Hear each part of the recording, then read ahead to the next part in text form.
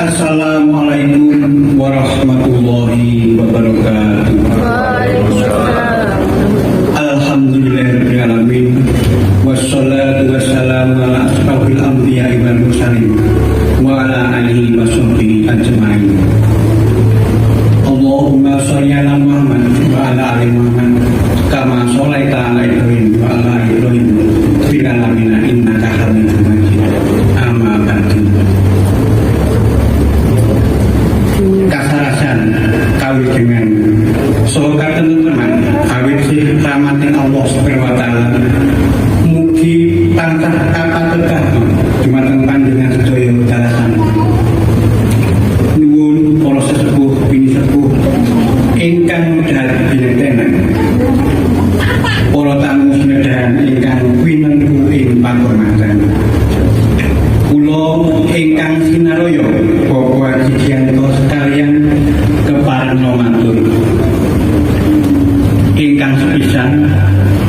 ngaturaken pambagya wilujeng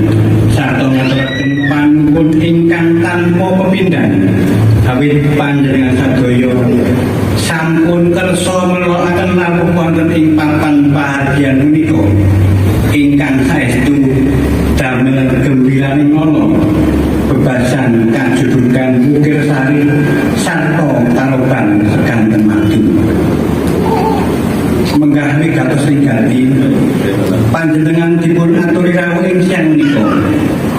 Bapak Haji Giyanto sekalian Ibu Titin Hidayati nglampahi kewajibanipun tiyang sepuh anggenipun marga siwi ingkang asesilih Roro Iva Afifah Nur Aini ingkang sampun kadhawuh dening Bagus Fuad Afif Saifuddin atmojo kagungipun Bapak Popong Sutomo kalian Ibu Sunanti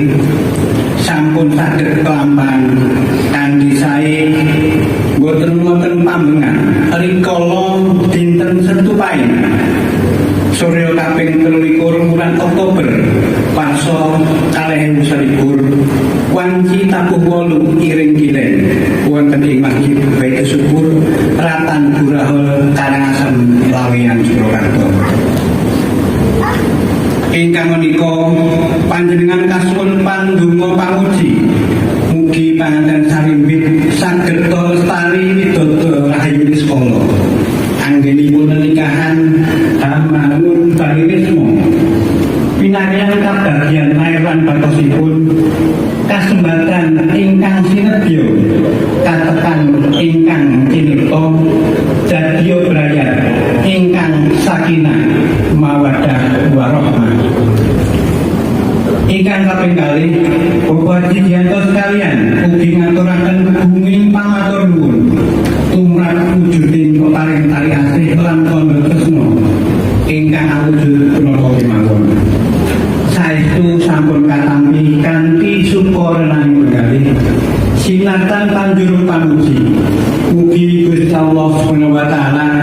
ingkang keparing leliru ingkang satraju ingkang andadosaken bingahing kalbu tumrap panjenengan para tamu ingkang ketiga anamung Bapak Haji Giyanto Ibu Titin Hidayati nggono ing sadaya kekenanipun nyuwun bumi pangsama hamba pilih anggenipun kirang grapyak ing aruh kirang prayogining lungguh sarta kirang-kirang sing subuh